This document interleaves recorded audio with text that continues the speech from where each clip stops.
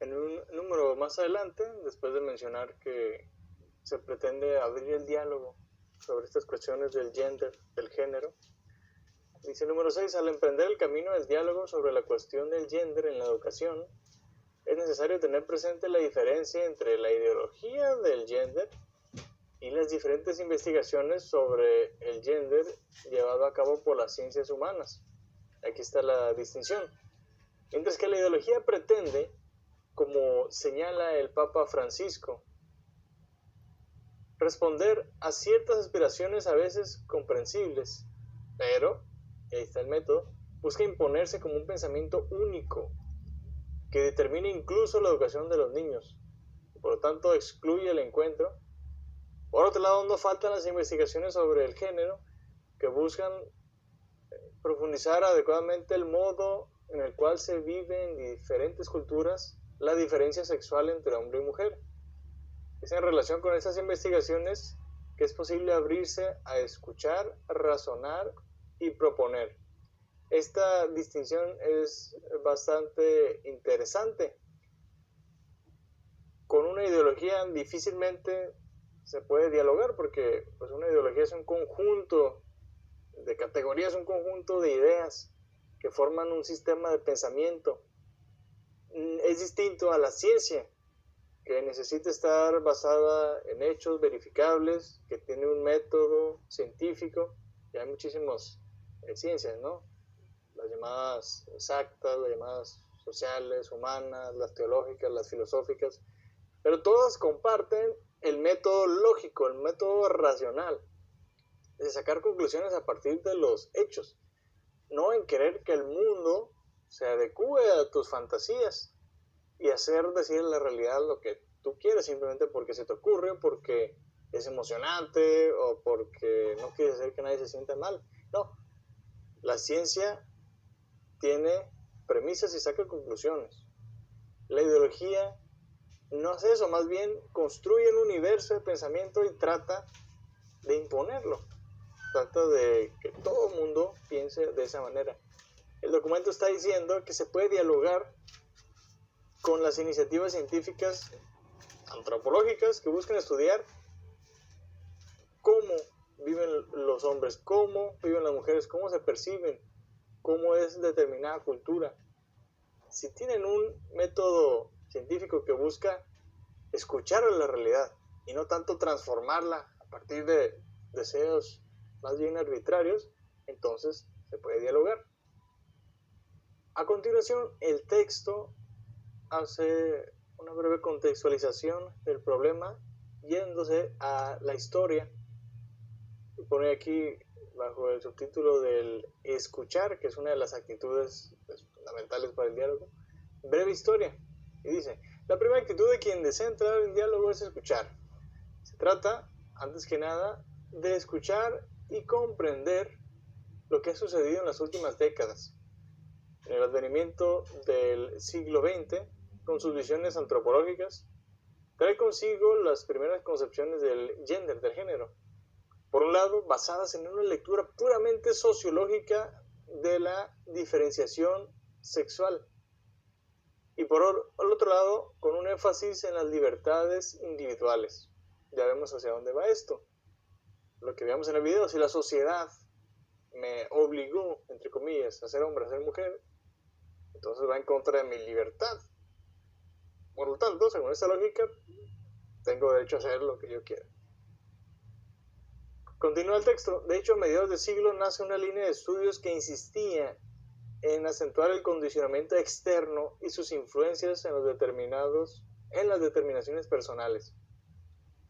Aplicados a la sexualidad, estos estudios querían mostrar cómo la identidad sexual tenía más que ver con una construcción social que con una realidad natural o biológica.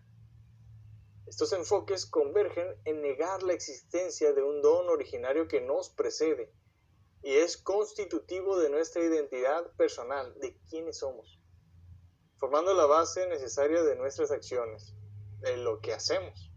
Nosotros sabemos, desde la filosofía, la teología y la fe de la iglesia, que el ser precede al hacer. Que primero somos y después hacemos.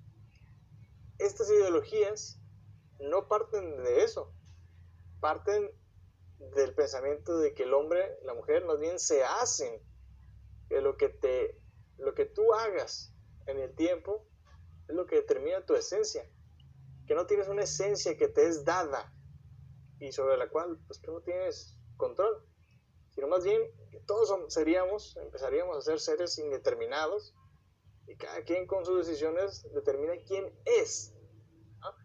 En el caso de la ideología de género, pues el hombre no nacería hombre, nadie se haría, o se haría mujer, o se haría otra de las variantes que ellos están considerando que existen. Continúa el texto. En las relaciones interpersonales, lo que importa sería solamente el afecto entre los individuos, independientemente de la diferencia sexual y la procreación, consideradas irrelevantes en la construcción de la familia. Es decir, una visión que solamente considera como hecho objetivo, como hecho científico, el afecto, el sentimiento. Y a partir de eso construye su visión del mundo. Lo que vamos a ver más adelante es que los afectos son muy variables, son subjetivos. Es cómo percibo yo la realidad. Y hay tantos factores que influyen en cómo me siento yo con la realidad, que son tan variables. Esta ideología lo que hace es olvidarse de la realidad base en la cual están insertos los sujetos. Básicamente está diciendo que no hay una realidad, que los sujetos la construyen. Y si el sujeto tiene un afecto por tal objeto, entonces esa es su realidad, esa es su verdad, esa es su identidad. Continúa. Se pasa de un modelo institucional de la familia, que tiene una estructura y una finalidad, que no dependen de las preferencias subjetivas, lo que mencionamos ahorita, individuales de los cónyuges, a una visión puramente contractualista y voluntarista. Es decir, comprenderían la familia simplemente como un contrato, aquí está el contractualismo, un contrato en el cual yo quiero estar, según mi voluntad, voluntarista, o quiero no estar. Como vemos, depende exclusivamente de la situación actual del sujeto. Con el tiempo, las teorías del gender han ampliado el campo de su aplicación. A principios de los años 90 del siglo pasado, se fueron concentrando en la posibilidad de los individuos de autodeterminar sus propias inclinaciones sexuales, sin tener en cuenta la reciprocidad y la complementariedad de la relación hombre-mujer, así como la finalidad procreativa de la sexualidad. Se olvidan de eso, se olvidan de la distinción y complementación hombre-mujer, si se olvidan de la finalidad procreativa de la sexualidad. Entonces la sexualidad pasaría a ser simplemente una fuente de placer para el sujeto, con cualquier objeto que desee. Además, incluso se llega a teorizar una separación radical entre gender y sex, entre género y sexo, con la prioridad del primero sobre el segundo. Este logro es visto como una etapa importante en el progreso de la humanidad, en la cual se presenta una sociedad sin diferencias de sexo. En este contexto cultural, se comprende que sexo y género han dejado de ser sinónimos, es decir, conceptos intercambiables, ya que describen dos entidades diferentes. Ahorita vamos a ver cómo es que se distinguen estos conceptos. El sexo define la pertenencia a una de las dos categorías biológicas que derivan de la díada originaria, femenina y masculina. Es decir, el ser humano viene en dos modalidades básicas, femenina y masculina, hombre y mujer. El género, en cambio, es el modo en el cual se vive en cada cultura la diferencia entre los dos sexos. El documento dice lo siguiente: el problema no está en la distinción en sí, que podría ser interpretada rectamente. Es decir, el sexo como la categoría biológica y el género, el gender, como el modo en que tu cultura vive esta diferencia de los sexos. Dice que el problema no está en distinguirlos, sino en separarlos, en hacerlos autónomos entre ellos, independientes. De esta separación surge la distinción entre diferentes orientaciones sexuales, que no están definidas por la diferencia sexual entre hombre y mujer, sino que pueden tomar otras formas, determinadas únicamente por el individuo radicalmente autónomo. Esto quiere decir que ya no comprenden al sexo masculino con una finalidad natural de atracción y de unión con el sexo femenino, sino que al separar género y sexo, concluyen, bueno, lo que entendemos como sexo más bien es el género, que es, según ellos, puramente cultural, más bien construido, y por lo tanto la sexualidad no tendría una finalidad natural, más bien tendría una finalidad totalmente decidida por el sujeto.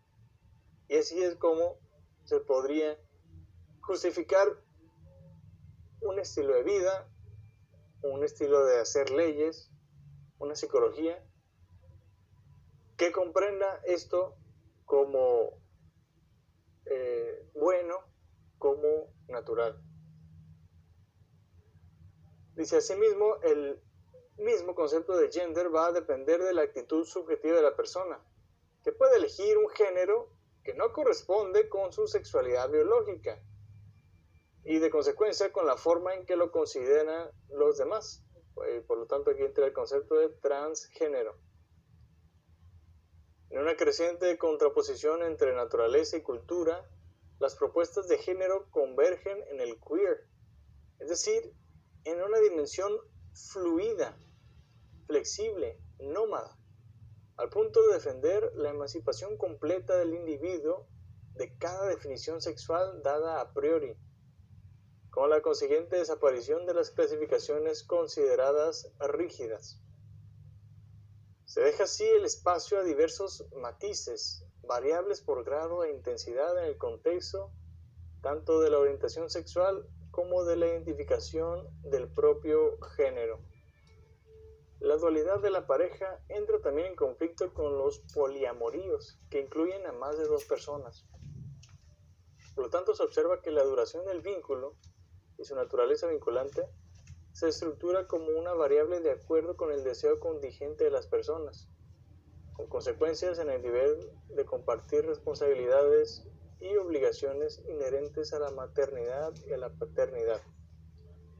Toda esta gama de relaciones se convierte en parentesco, basada en el deseo o el afecto, a menudo caracterizada por un tiempo determinado, éticamente flexible o incluso consensuada sin planificación alguna. Lo que vale es la absoluta libertad de autodeterminación y la elección circunstancial de cada individuo en el contexto de cualquier relación emocional. De esta manera se apela al reconocimiento público de la libertad de elección del género y la pluralidad de uniones en oposición al matrimonio entre hombre y mujer, considerado una herencia del patrimonio patriarcal. Por lo tanto, se quisiera que cada individuo pudiera elegir su propia condición y que la sociedad se limite a garantizar tal derecho, también mediante un apoyo material. De lo contrario, nacerían formas de discriminación social contra las minorías. Esto es lo que considera la ideología del género.